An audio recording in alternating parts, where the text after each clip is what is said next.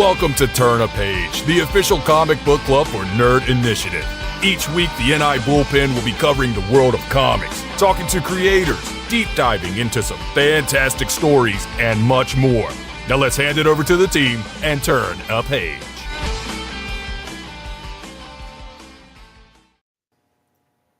And what is going on, everyone? It is Tuesday night, 8 p.m. Eastern Standard Time, and you are tuned in to Nerd Initiative Streaming Network for another edition of Turn a Page, the official comic book club for Nerd Initiative. My name is Ken M. You know me as the host of the ODPH podcast, but I'm also Nerd Initiative's comics editor-in-chief. To my far left, you're right, because it's in his contract, he has to do his own intro. Coming at you live and direct straight from the ODPH studios. My name is Off the Cuff Tom, Nerd Initiative's pop culture connoisseur. And Ken, I believe we have a very special manwich going on tonight. Who's the cream filling in our sandwich here? Yes, joining us, he has been on the past episodes of the ODPH. He is one half of the first couple of cosplay. That's true. And he is also our resident comic shop manager. I've spent so much money because of this man. Yeah, seriously, the amount of debt we're in is immeasurable, but it is all well worth it. Please give a warm welcome to the one and only Just Incredible Cosplay. Hi guys, great to be here. Thanks for inviting me. Oh, absolutely. And we had to bring him on because there is one book that, first and foremost, we are all major fans of here at Nerd Initiative. Yes. And Justin has been campaigning about this book online, and rightfully so, because it's one of the most fantastic storytelling re-envisions of a character that you're going to find. It has drama, it has love, it has action, it has suspense. It has everything that you're looking for in a comic with one of the best creative teams behind it, with Kieran Tormey, Matt Herms, and the most underrated letterer in the game right now. Oh my God. Lucas Gattoni. Amazing work. We have to give him his flowers for that. So many.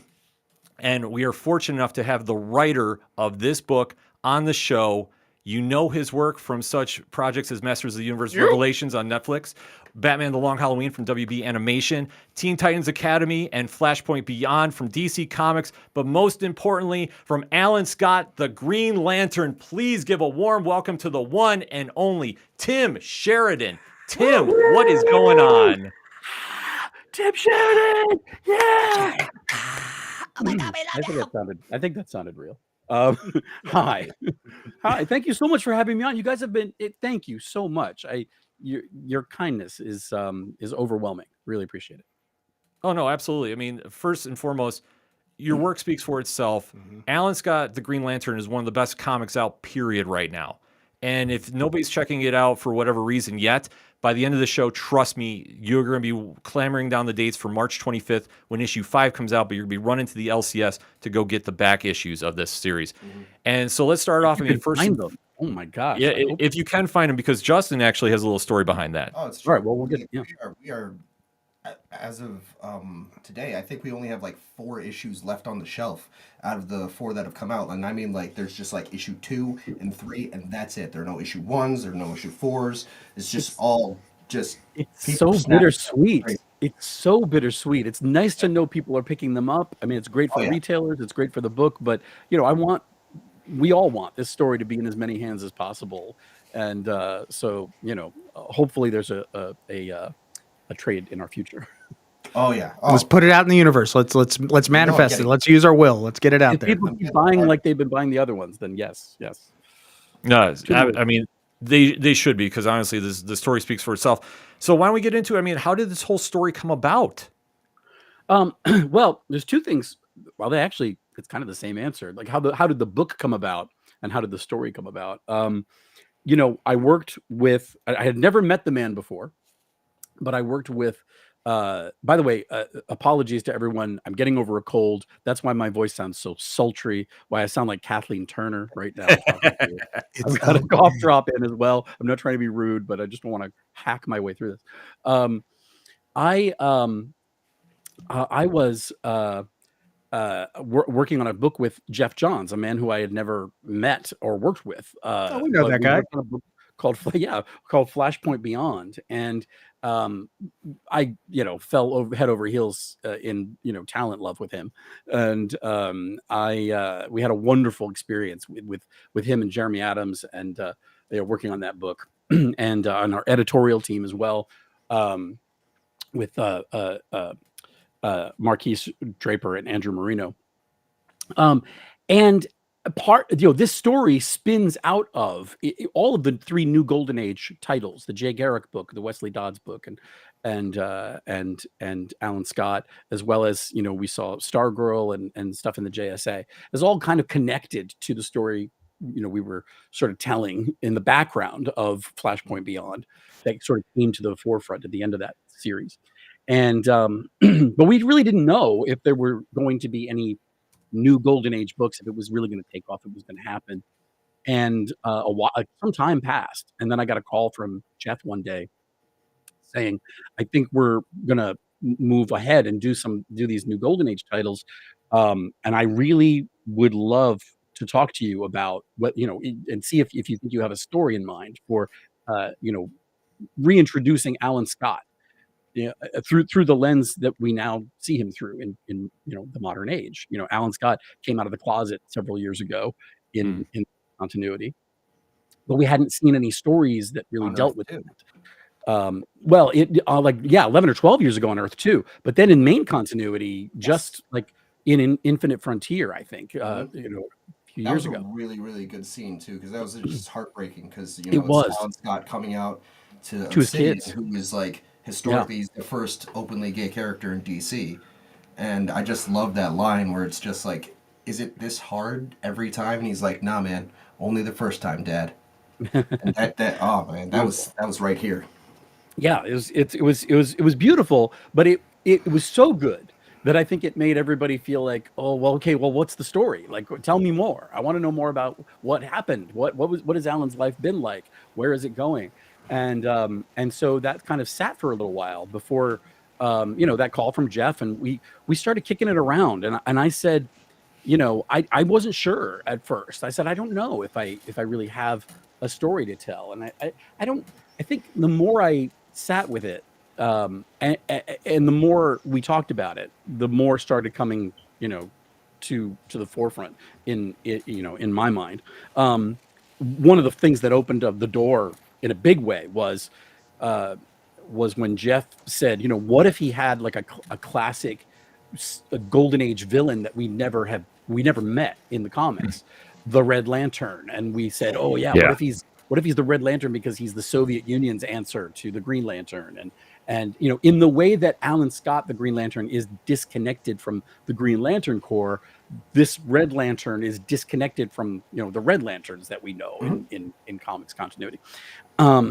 So once we and then the next thing, and spoilers for folks who haven't picked up the book yet, close your ears now, but and stay away from all socials. Yeah. um, but the next thing that I said was, knowing it's Alan Scott and knowing his history, his romantic history in continuity, it would be beautifully tragic if his relationship to this villain, this nemesis, the Red Lantern, was more than that of a hero and a villain, but actually had a romantic history or component to it as well. In the way that perhaps Batman and Catwoman have a history that is greater than just being a hero and a villain. Or if you want to even call them that, it's so complicated with those two. But once I clicked in on that, I said, okay, I think I kind of know where we're going. And then I got to work on putting together a story that, like I said, reintroduces Alan Scott. We took a look back. We started a little bit before his official origin that we saw in All American Comics number 16. And then kind of touched on those beats a little bit as well, and then have now been rooted in 1941, just after the formation of the Justice Society. So when I came in, I pitched the story out, and then we got to work. So, interestingly enough, with reinvigorating the franchise, there's a few things that come along with this, especially with this whole 6-issue run. What was the Bible that you were able to twist a few pages with to add to it? And then also, when Jeff and had repitched this, in reply, you're doing this wonderful donation to the Elton John AIDS Foundation. How is it? Was that part of the pitch for you to do this run? Like, there's a little bit of that stuff that I maybe not got the whole memo Yeah. on. So can you put it on a little post-it note and see what we got? Yeah. So for me, in terms of, I think I understand the first part of your question, but correct me if I've gone off track here. But in terms Perfectly of fine. We're live. in terms of the sort of Bible, the world that I was working with when conceiving of the story, I created a pitch for an outline for the 6 issues, and broke down the story that way, and and by the way, it was 20 pounds of story in a 5-pound sack, Yes. and it was I was like I said, there's no way I can possibly do this in 6 issues. And then when I started, they were like, oh, by the way, it's also only 20 pages an issue. I said, what? Mhm. Whoa. Is only 20 to start? Yeah, it's very the difference between 20 pages and 22 pages for a comic book writer. J.M. DeMatteis was just saying this online a couple of days ago. I heard Tom King say the same thing last year at some point. The difference between 20 and 22 is unreal for a comic book writer. People have no idea. So it presents challenges. But so what I was working with, what I came in with was, I said the glory of what we're doing with the new Golden Age is that we're revisiting these characters at a particular point in continuity and in canon. And though we know an awful lot about Mhm. Alan Scott, some of it conflicting with some of the stuff we thought we knew over the many, many decades that we've enjoyed him in at DC. In the beginning, it was much more simple. His story was very straightforward and very simple. So my instinct was to stick as close as we could to the Golden Age, to the very early origins of the character, which a lot of readers today are not familiar with, which True. presented challenges, sort of reintroducing some information that folks are not necessarily up on, in terms of his power set and how weird it is, and how he came to be. Some of the characters you meet in our book are characters from the original origin story that maybe only had a page or not even a couple of panels, and so we've kind of fleshed them out a little bit and given them more dimension. So for me, that was the major guidepost. Now, having said that, there's a lot that's happened with the character, including the fact that he came out of the closet a few years ago, Mhm. that that you can't ignore. So I as much as I could, I've tried to stay true to as many of the major facets of who this character is, what he's been, what his adventures have been. I'm not in the I just have no interest in writing anything out of continuity, or redoing something or writing over something. In a perfect world, it all happened.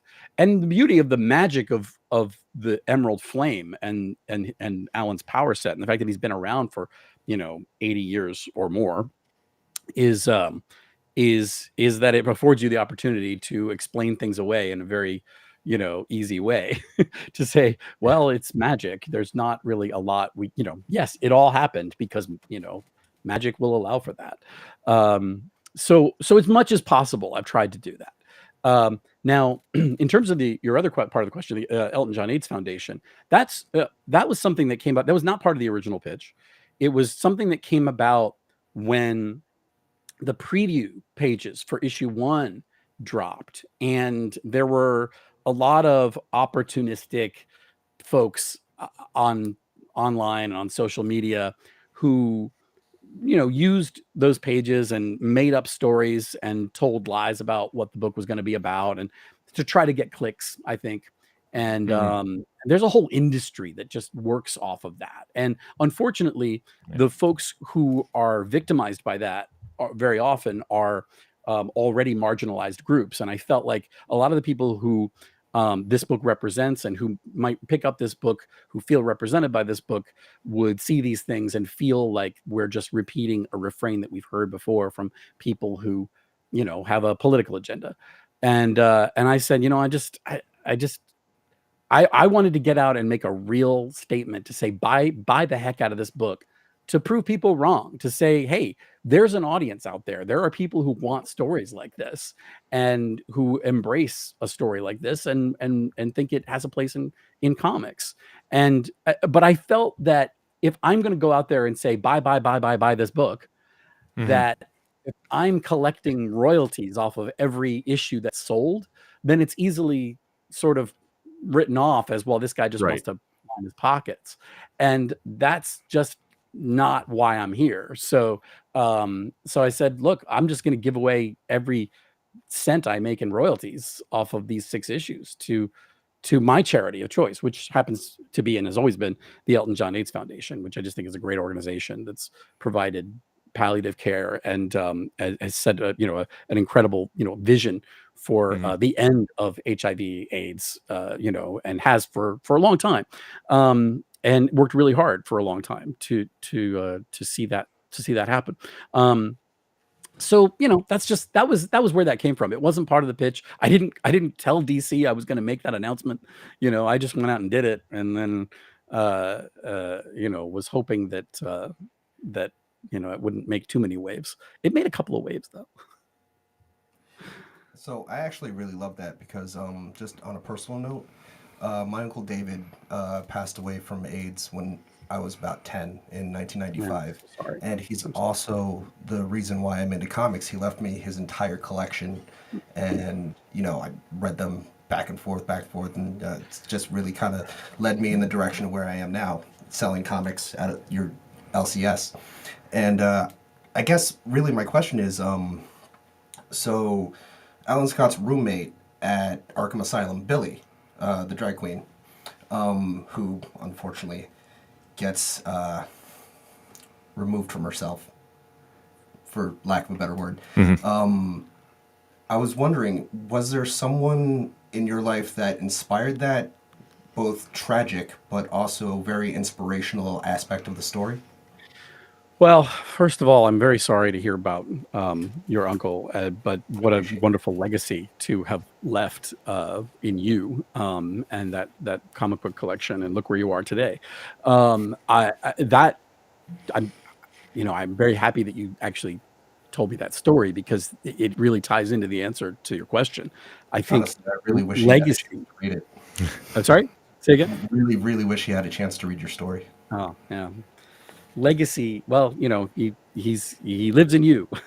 Legacy is a big part of this book, although we haven't gone into great detail on that yet, and I don't want to spoil anything, but legacy is an important part of it.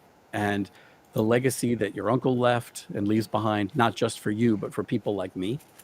I believe you said he passed away in 1995. That was the year that I came out of the closet. And in a place and a time when it was not safe, really, to do that. Yeah. And I wish I could say that it was better today. And in some places it is, and in some ways it is, but we still have a long way to go. And also, I can't say that Alan Scott in his time wouldn't have had it even worse. But there were certain truths that were passed down from the generations before me, to me and to my peers, that are present, that are part of this story, that are things that are important for everyone to know. It's not a lesson, it's not a textbook, but I think that stories and storytelling are so important because it's how we connect with each other.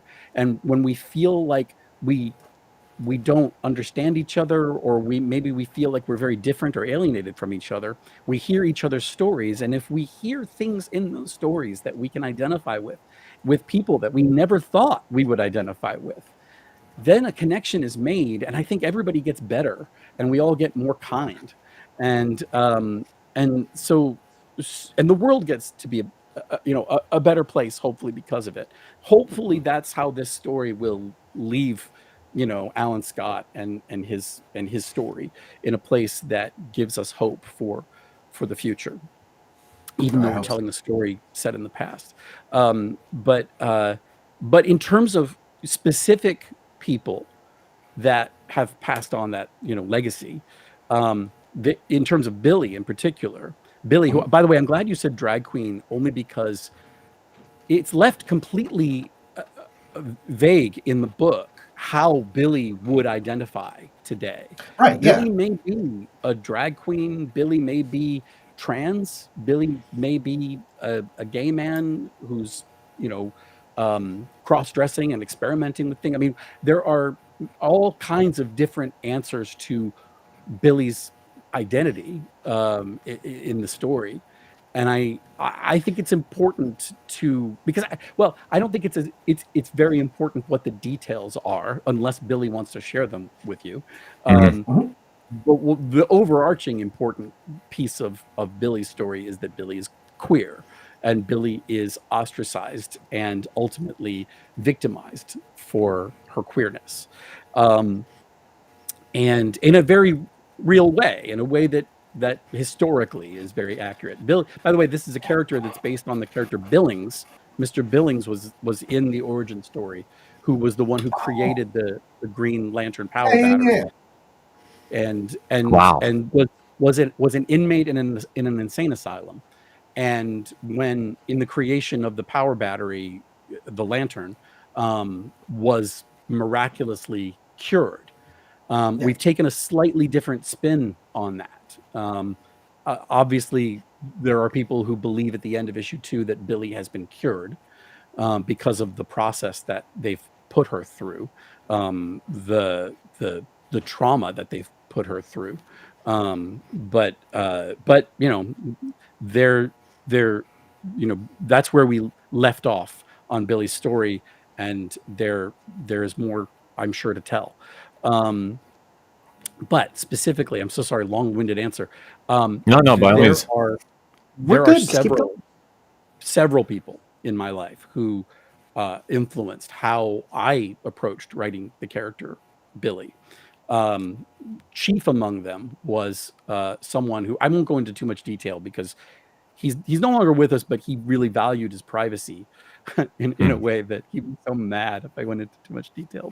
But he was a gay man who grew up. He was a generation before me, and he grew up in a different time, in a different place, and saw a lot of the things that I am trying to communicate and put on the page here, and communicated them to me.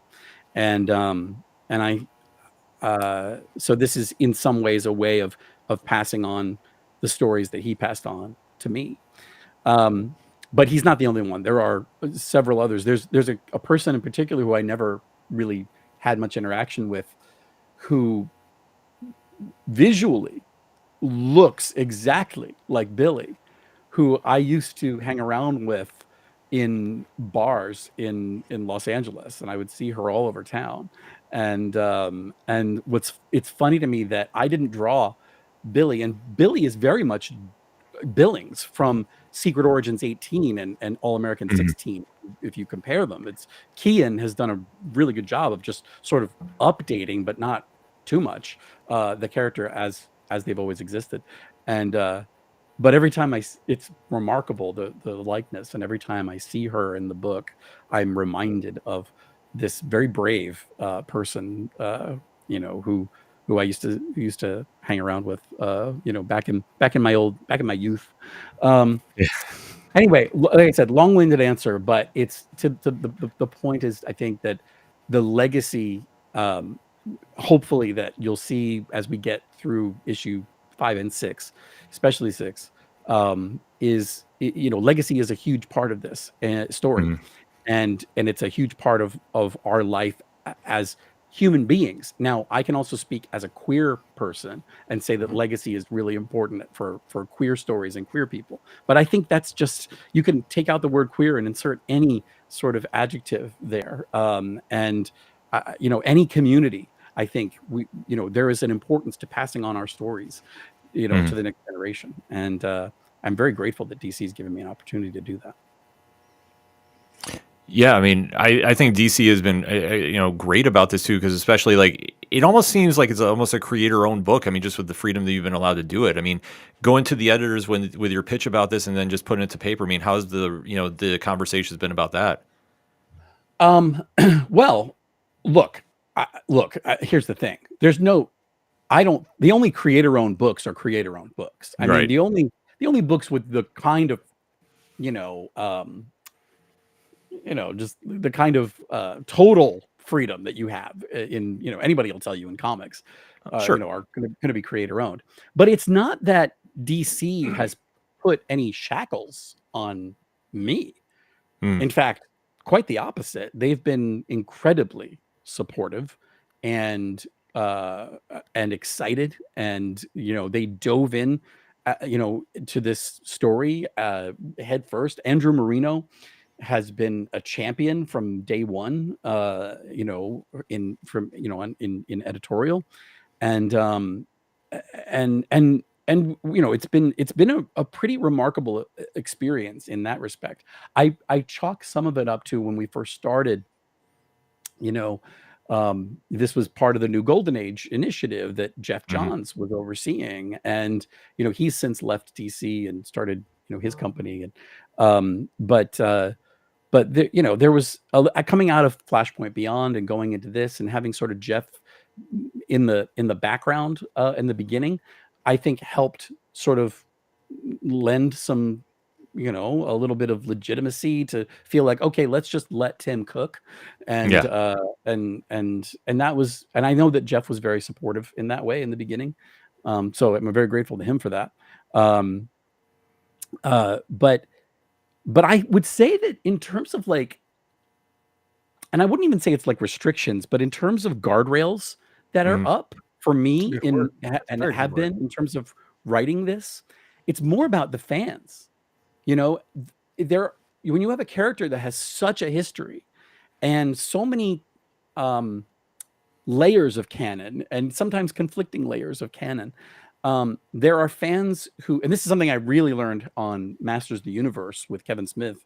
Um, you know, there when you have a property like this and a character like this that's been around for so long, fans have a lot of headcanon to try to make things make sense, stuff that Mhm. doesn't make sense on the page, but you try to make sense out of it and tell the story to yourself in a way that you can make sense out of it. And there's no way that a creator can come in and reach into your head and pull out your particular headcanon and give it back to you exactly as Right. you've envisioned it. So we do our best, and we try to. Sometimes we write from our own headcanon, patchwork quilt that we've put together.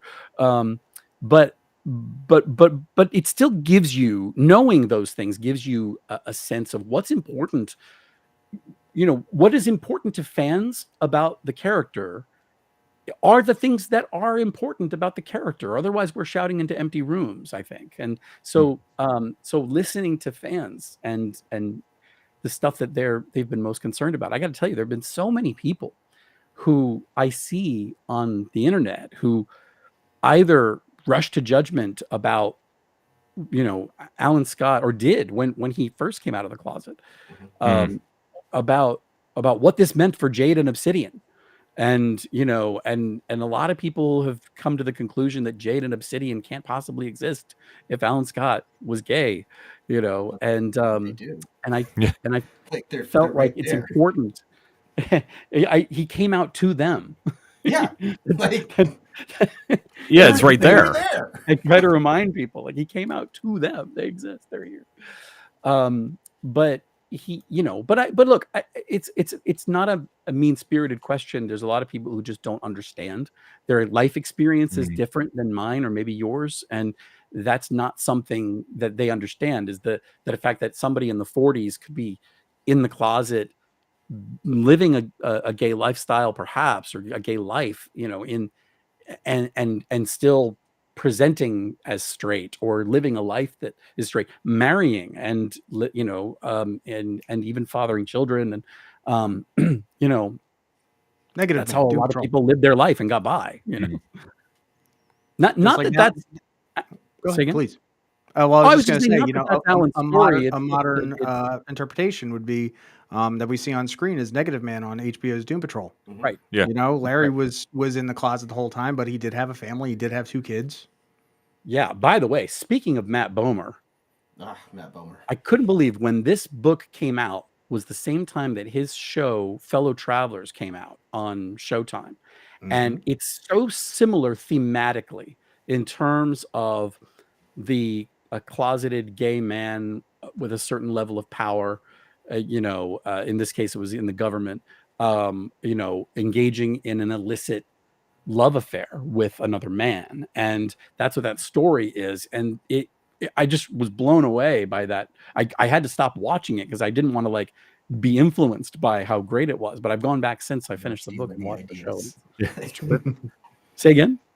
I didn't want to steal any ideas from them. Well, really, there was another.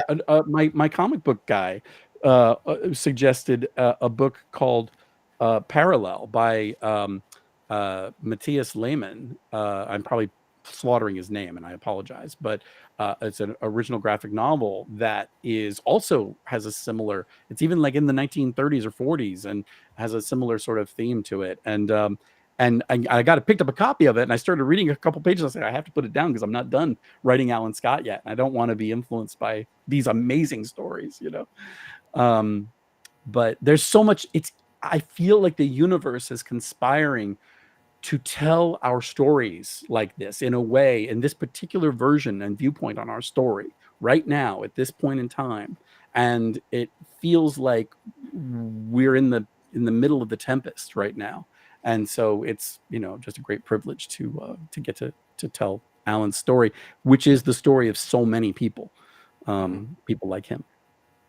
Now, what's interesting, you're also talking about the history of everything and the fact that you're placing this, right around 1941. So we, you definitely saw the, hello, I'm Red Lantern. I was getting the very hard red Soviet vibe, is have the Bush for dinner. Considering everything that's also going on. Vladimir Sokol. Exactly. What was that like for you writing these characters, especially considering today's climate, especially with what's going on in Eastern Europe? Like, was there any trepidations about that? No, it's interesting that the climate for early 1941, from my viewpoint, is not all that different from the climate today in terms of the United States and the Soviet Union versus today, the United States and Russia. Although I would say even in 1941, we were more, I think there was a little bit more, there was less trepidation in the early 1940s. It was post World War II, and I think when the Red Scare really, happened, and when all of the anti-communist fervor was whipped up in this country. But I think there was a little bit less like you do. There was a little bit more, I think, you do your thing, we'll do our thing back then. Somewhat today, it's been a little bit of that until the Ukraine invasion. I think that it's been a little bit you do your thing, we'll do our thing. So it's not a totally dissimilar feeling, I think, between the two nations today versus then. So in some ways that's very liberating. But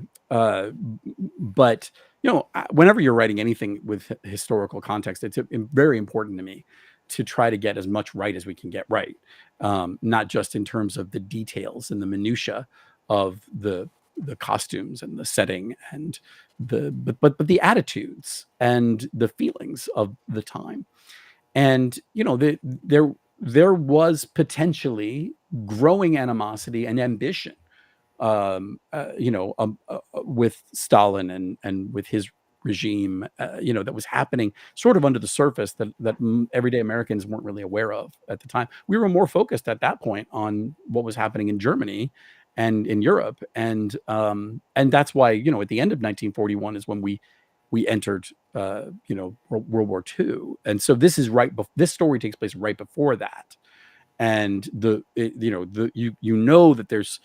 there are great geopolitical, and you'll see this in issue 5. There are great geopolitical doings a transpiring, for lack of a better term. There are things happening in the world, and those things are coming to our shore, and it is becoming undeniable that America is going to have to get involved in some way, and not just America, but our greatest heroes, the JSA. And so look forward to that in issue 5, and that will continue into issue 6. in many ways setting the stage for, I think, what really happened historically, not just in the world but in the canon of DC, where we saw the JSA go to war. Yeah, because I mean that's such an impactful moment too. Because I mean, when the JSA kicks everything off, and we have seen a lot of the JSA members come through here, especially the early stages of Jay Garrick and the Spectre too. I mean, when you were kind of going in the stories, were you picking and choosing who you wanted to bring in for this, and how has that impacted Alan's story? I mean, a little bit. Like like I said, nobody put any restrictions on me, or or asked me for anything. There was a originally, I think the part of the Spectre originally in issue 3, which I think was actually in issue 2 in the early, would have been in issue 2 in the earliest version of the story.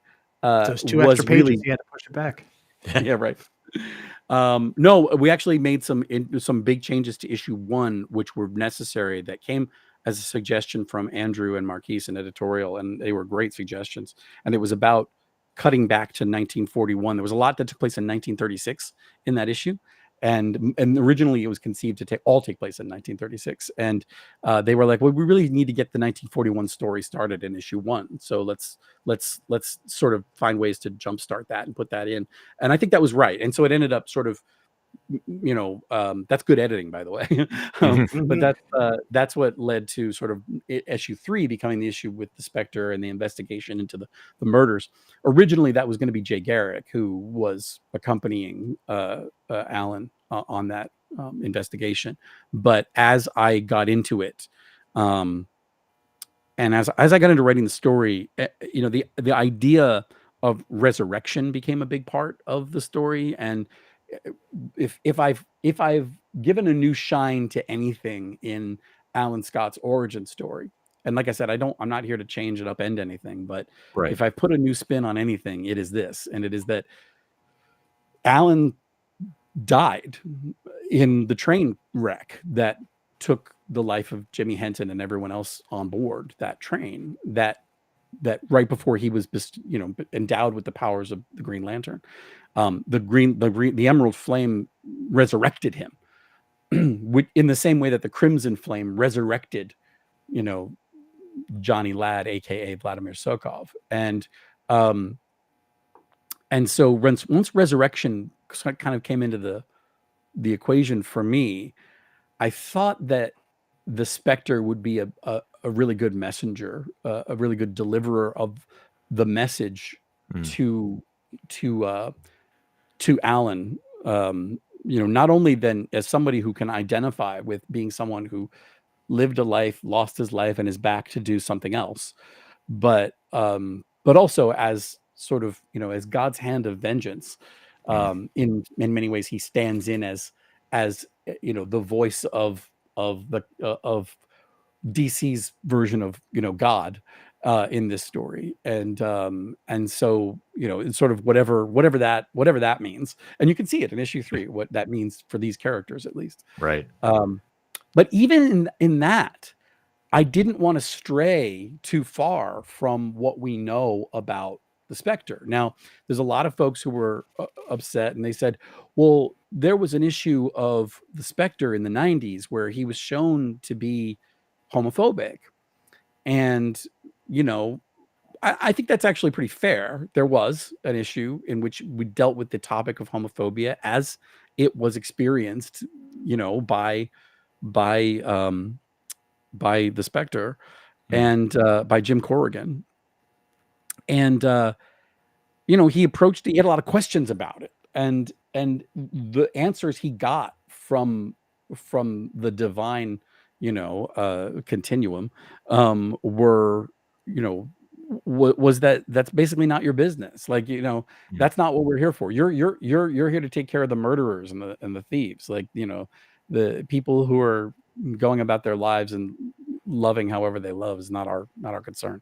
It's kind of the message that ultimately he had to learn, the lesson he had to learn in that issue. I think you just see in our issue 3, you see a Spectre who is new on the job, Maybe it's like, when you're new on the job and you read that manual right when you started your job, and you're really good about knowing all the pieces Mhm. of your job and what you're supposed to do and how you're supposed to do Right, it. right. 'Cause he's pretty solid about that message. In 50 years time, in the 90s, he will have lost sight of that, perhaps. Going through various crises and what have you, things might be a little bit different, and that maybe that explains the Ostrander issue, in which he is trying to figure that out again. But it's still part of the original message of the Ostrander book, I believe. So we're true to the spirit of the whole thing, and if you're going to be true to anything with the Spectre, it should be the spirit. What's funny is every time I read Spectre, do you know who I hear in my head? Hmm. Alan Rickman from Dogma. Oh, Yeah. yeah, Yeah, I just Yeah. think he just comes off that perfectly dry to do that character. yeah. So That's that's interesting. just me in my head. I also got obsessed with the idea that Spectre would be funny, and I think figured, because he literally just died and Right. became Spectre in continuity. Like, this would have He's got all in these early emotions. 19. Say again. He's got all these emotions he's still working Yeah, through. I Yeah, mean, why not? I don't know if you guys, I don't know if you know anything about Doctor Who, but there's like Oh, yeah. whenever the Doctor regenerates, there's this great period of time, and sometimes it only lasts a minute, sometimes it lasts an episode or more, where he's not quite done cooking yet. Like, he doesn't really know who he is. He was one guy, now he's another person, and he's trying to figure it out. And that lends to a lot of fun and comedy, and it's really interesting. Fish I fingers and custard. Fish fingers and custard. That's right. I felt like that should be where the Spectre is right now. He has a line about that. He says, "Look, I didn't." He says one thing, and he says, "I'm sorry, I didn't mean for that to come out as funny, but I guess it did." And he says, I'm." He says something like, "I only recently died and became an agent of the Almighty. You're not the only one having an identity crisis, Alan Scott." Um, I just thought that was kind of fun. I thought it's the only time we're going to be able to have fun with the Spectre like that, because we know that he's not much fun later on. So why not take advantage of it and strike while the iron's hot? No, go ahead. No, please. no, by all means, because like I say, that's one of the dynamics too. Like I say, for issue 3, that stood out to me, is seeing that kind of just back and forth between Alan Scott and the Spectre too. Because obviously, when we see him now in later times, just how they interact. Like, I think that's just another fun aspect of this book. Thank you. Yeah. I think they ended up being quite a little buddy cop duo. And Yeah. if anything, Yeah. if nothing else, that issue is definitely my pitch for, a Spectre miniseries. I would Let's love to see go. Spectre in 1940, 1941. I'd like to go back and redo his little origin vignette. Wow, And what a great through that. segue to my question. Oh, all right. Well, since we're working in the golden age, who's somebody you would definitely like to bring out, from the mothballs, or someone that needs their new time to shine? Aside from Spectre. Besides the Spectre. I mean, first of all, Spectre is probably number one on my list. But otherwise, I don't know. Maybe Golden Age Blue Beetle, but Someone call Josh. call Josh Trujillo. Yeah. We'll put it all together. Dan, Josh, Ted, everybody. It's true. I love Josh, by the way. Josh is great. We've been friends for years. He's a great guy, and very talented. So I don't want to take Blue Beetle from him. I would say this. I think there are, I don't want to spoil anything for like pitches that I have out there in the world, but I will say this. I think there is room for, in a concept like the new Golden Age, I think there is room for one, if not two, Golden Age versions of heroes that we may know today. Not unlike the Red Lantern, Vladimir Sokov, that maybe we haven't seen their story before. I think there's a couple of folks who I would like to see a Golden Age incarnation of, who we've never gotten a Golden Age incarnation of. And this would be the place to do it. We can talk off camera. All right, perfect. No, absolutely. Now I'm starting to get like, who would be great? Who would be? I mean, all I'm hoping. Who is do you that, think? And I'll be honest. Who I don't want. All right, because I think that where they stand is one thing, and I don't think that back backdating these types of characters, because once I saw Red Lantern, I'm like, oh, okay. And my mind went straight to Blackest Night and everything that went, on with that. So I'm hoping we don't get oranges and yellows and purples and back then. I mean, I wouldn't mind like seeing Sayre Waverly or Waverly Sayre, because we actually live close to there and we still don't understand why there was a lantern named Waverly Sayre. It was a one shot and back in the Wild Wild West. Just saying. Mm-hmm. He was a Green Lantern from Earth. Mm-hmm. But I personally don't want to see other multicolored lanterns from the Golden Age. I'm liking what I got with red and green. I'm gonna go out there and say I disagree. That's fine. That's what we do. Ooh. Here we go. Drama. Let's go. Fisticuffs. Yeah. Well, we already got Solomon Grundy, who's supposed to be like the agent of the Gray, which I thought was pretty cool when they did that in Earth 2. And I have to say, we did stretch continuity a little bit in including Solomon Grundy on page 1 of the Alan Scott book. You see him in a newspaper headline. Solomon Grundy didn't appear in the comics until a few years after 1941, and but I am taking creative license on that one and saying maybe he was around a little bit more. You just didn't know. I mean, he's a zombie. He can be around for as long as he's been dead. As long as he was as long as Yeah. Cyrus Gold was in the swamp, I think, right? Yeah. Right. So wait, you say you disagree though. Is there do you disagree because there's a particular version of a lantern color that you'd like to see a Golden Age version of? Oh, well, so since Obsidian's powers are shadow-based, the Black Lantern would still be very interesting from that perspective. And I don't know, I've always been a huge Green Lantern fan. I'm gonna get a little close to the camera for a second and show you this, which I'm particularly excited about. Yes. Yeah, Oh, yeah. wait. So How long have you had that? I've been a huge Green Lantern fan for a very long time. I saw somebody making those online recently, and I need to reach out to him. They're beautiful. That's a beautiful. So I don't think he's making them currently, but I'm pretty sure that if you told him who you were, he would absolutely make you one, 100%. And I'll send you the information for him after the show. I can tell him who I was, but maybe I want to tell him who I want to be. That's fantastic. I don't have an Alan Scott ring. I'm so mad about it. We can work on. A friend of mine has been building one, has been making one for his own cosplay, and I'm watching, just drooling. And also this guy that I saw online, he makes a Red Lantern ring as well. Yes, yeah. Alan Scott, Same guy. Yeah. You can actually do it in any color you want. It's just those were the two big ones because obviously the Green Lantern, huge, and then when you announced or when it was announced that there would be a Red Lantern in was it? But Frontier? Tom, I have to say it's. I think I can see what you're saying. Like I agree. Mm-hmm. Like there's something about the Red Lantern and this particular Red Lantern and being Red Lantern because he's the Soviet Union's version of the Green Lantern that like a lot of pieces come together and conspire to make that make sense in the continuity. And but if you started doing it with a lot of other ones, maybe it would get a little silly. Maybe. I don't know. It depends who did it. Yeah, I mean, I don't know. Like I say, there's so many like great characters you could use from that. Like I say, I mean, I would love to see like an orange one, because I think like at that time you could do some really cool kind of double dealings in the 40s too, especially with just like how the United States is kind of forming, and like I say, in this next wave. And that's what I love about comics. We all can have opinions about it and all still be friends. That's You don't necessarily right. have to fall along the emotional spectrum.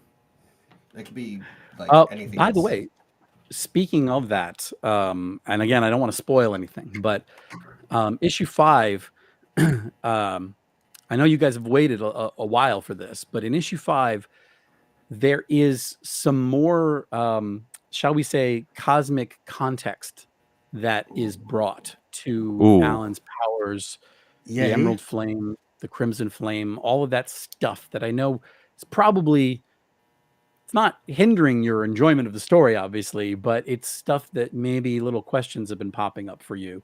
Hopefully, we'll answer a few of those for you in issue 5.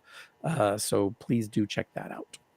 Now, with all the issues that have been coming out, and you've had all these phenomenal covers that have been coming, and our guy Oh in my the chair gosh, has put up so many of them. David Talaski with those A covers. Like Yes. Oh God, how beautiful are these covers? Fantastic. And I by the way, personally love the the back toy covers are covers. incredible, or the variant covers are incredible too. But those Talaski covers blow me away. Issue 1, I mean, it's reintroducing the character to the world. That's Nick Robles. I mean, these are to me instant classic covers. They're absolutely beautiful. Travis Moore, it's incredible. Yeah, look at that. That issue 2 cover knocked me out because Yes. it's not always the case that the cover gives you it's not always the case that you can judge a book by its cover, right? You look at that cover for issue 2, the A cover from Talaski, and it tells you what this issue it tells you. It gives you the sense of what you're going to feel in this issue. It doesn't tell you a ton about the story in terms of the plot, but it tells you an awful lot about how you're going to feel, if you really open yourself up to that story, which is incredible. And it's an embarrassment of riches for a writer to see these covers come in. I just can't believe how beautiful they are. Now, when it comes to that, when you were writing the scripts and all this beautiful art that keeps coming up, what is it for you that, did you really have to, put a side on there that says scene in the library, this, that, and the other thing? Or did you just let your guys go and see what they were able to bring out and then you tweaked it from there? Yeah, some writers, I guess, do it differently. I come from the world of animation. That's where I started my career. And I'm accustomed to writing a blueprint for the movie in my head. So the movie that's in my head, I will try on the page to describe to you in as much detail as I can without bogging it down, the important details or some of the interesting flourishes that I've seen in my head that will help inspire you, the artist, to bring this thing to life and realize it in a whole new way. And what I told this to Kian, I tell this to Kian at the beginning of every issue as we're working, I put it in the script, or I'll tell him, I'll text him. And I say this to every artist I ever work with, is you can throw all the description that I've put in there out the door. You can even pitch me on getting rid of dialogue. And, like in a perfect world, the art is so good, you can just throw out all the balloons because the art tells the whole story and you don't even need balloons. That's a difficult task and not everybody, could ever achieve that. But sometimes you get one. Sometimes I'll get a panel and I'll be like, take the balloon out. We don't need it anymore because, what's here is so perfect. And communicates even more than what I can do in a balloon. So I will say, throw it all out.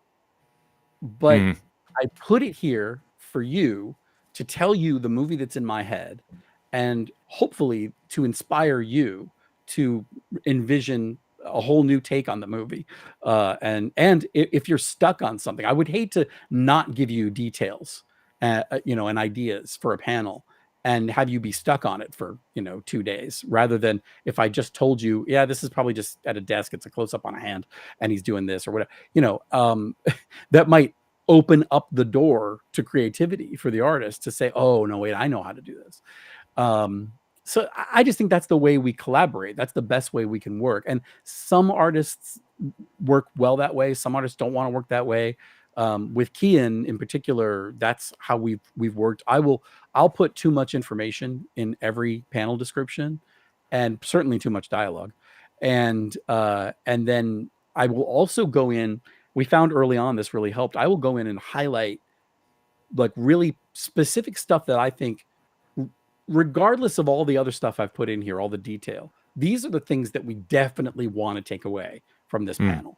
And so I'll highlight those in addition to, having written it all, just to give him a guide to say, I can throw it all out, but we do want to remember that this is going to come up on page 10 later on. So we don't want to lose this thing completely because we need to reference it later or something like that.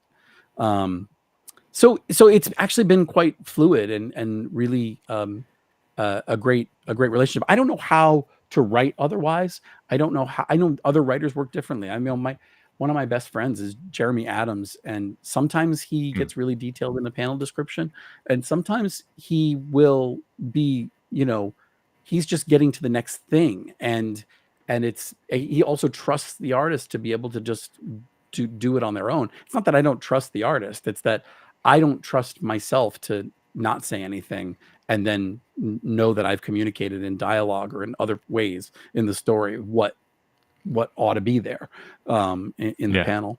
So so I that's the way I write. I think there's a lot of people who write like that. We put the blueprint together. If I could, I offer this to artists too when I work with them, which is the way Alan Burnett is a legendary writer and producer from animation, who was one of my mentors, and he you know him from Batman the Animated Series, and he's been writing with Paul Dini, Adventures Continue comics that have been very popular. Alan, when I first embarked on writing comics, I asked for his advice, and he said, try to keep it to 5 panels a page, which everybody says, and that's great advice.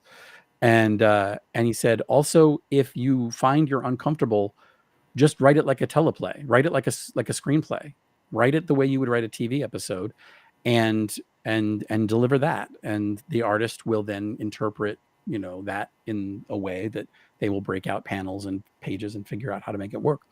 That's a big ask for an artist, Right. to say, here's a format you're not accustomed to working in, translate it.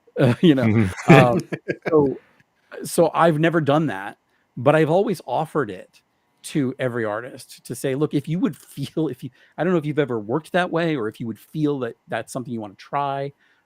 I certainly feel more comfortable writing in a screenplay format than I do writing in the comic book format that I use, which is an adapted version of the way Jeff Johns writes a comic script, which is random because I before I ever met Jeff, I was given a sample of a script that he had written for Shazam, and I used that as my sort of baseline and have tweaked it a little bit, but not much. I mostly write the way Jeff writes. By the way, I gave the same script to Jeremy Adams when he started on Flash, and the Jeff script. And so to the both of us were writing very much in the style that Jeff writes in. So then when we started working on Flashpoint Beyond, I've never asked Jeff, but I can only imagine that whenever we would turn in pages, and share them with each other, when he would get pages from us, it must have been very easy for him to read because it was in his style, Right. the way he would put the page together.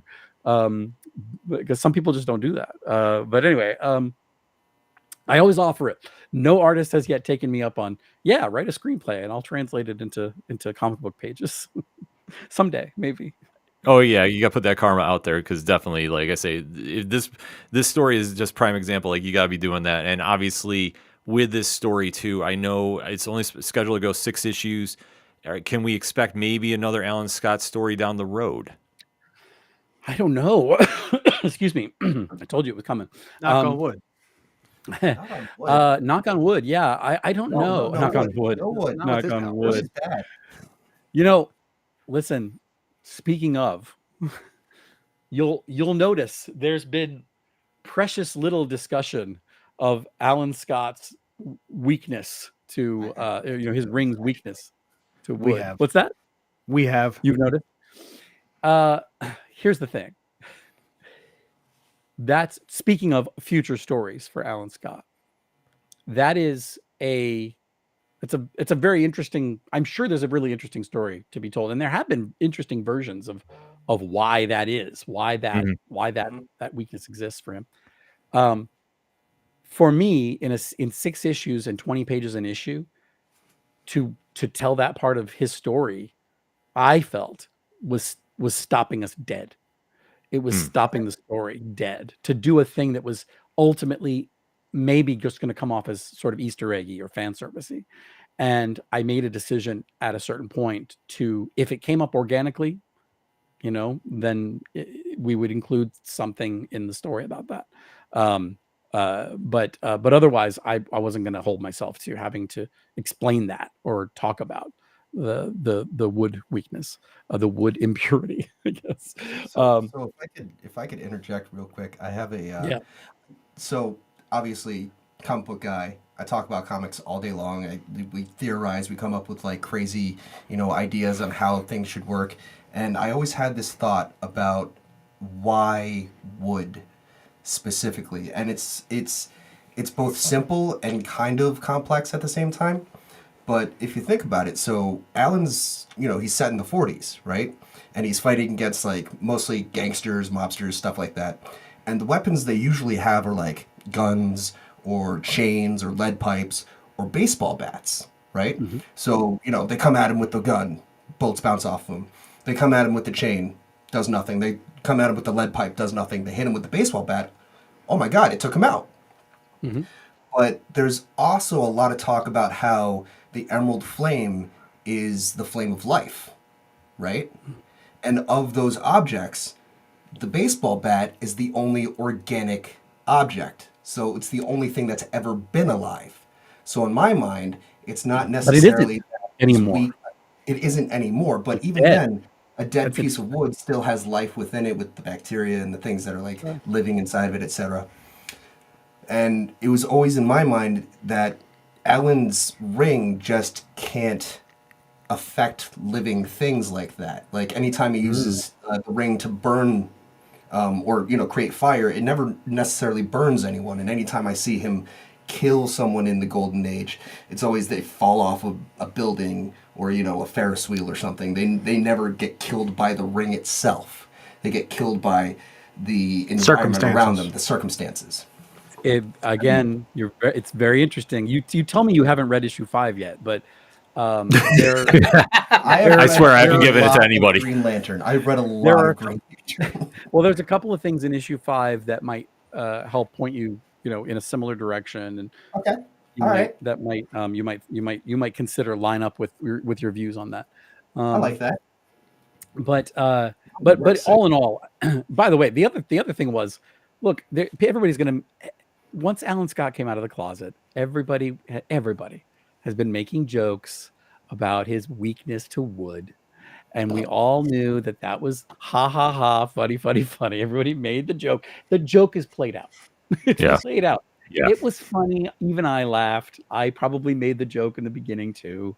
I've had weak moments like that, but I just it's just not worth getting into all of that in this book for me.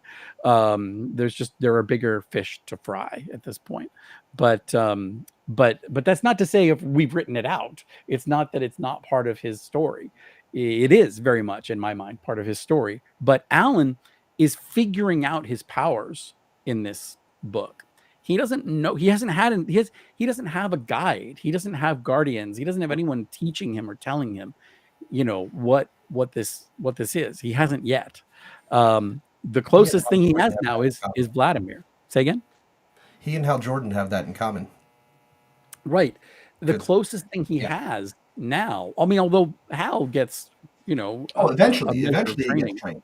Yeah. But there is nobody to train Alan Scott. So he's getting some information from Vladimir. And he's going to get some more information as well in issue 5. But he's still figuring it all out. And I think there are lots of ways in which, not knowing what your weaknesses are might allow you to avoid being weakened by them or being weak to them. And once he learns about what they are, then that's when they're going to become a problem. But that's for another story for another day, which, by the way, just bring it all the way back around, was ultimately, I think, where this question started, which is future stories and incarnations for this version of Alan Scott and this character. And, and I say this version, but I mean, this is the version in 1941. This is the Alan Scott of the main continuity. It's just, we're seeing him as a young man. And I think what I want to do is leave the toys in a place when I'm done playing with them, where somebody else can come in and pick them up and tell some of these stories and tell more of these stories. I certainly have other stories I'd like to tell. But there's a lot of other folks too, who you should have their voices, added into that chorus. And, so I hope that there will be more. I really do. I hope that this book has, look, Alan Scott didn't have a title for like almost 75 years. Yeah. Until this story. And And the fact that, you know, that you go into, I go into my local comic shop, I can't find a copy of issues 1, 2, 3, or 4. That's the story, at least all over my town, and it's probably the story in a lot of towns, because people have responded to it. They've picked it up, and it means the world to all of us who've worked really hard on this story. But it also is an indicator that maybe there's life in these golden age heroes yet. Maybe there'll be more stories in the future. Let's hope.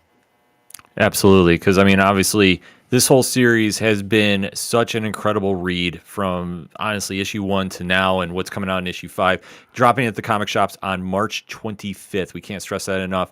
And honestly, if you have not picked up this series, by the time you get done watching this on YouTube or in podcast form, make sure you run out to your comic shop, see if you can get some copies, because they are selling like hotcakes.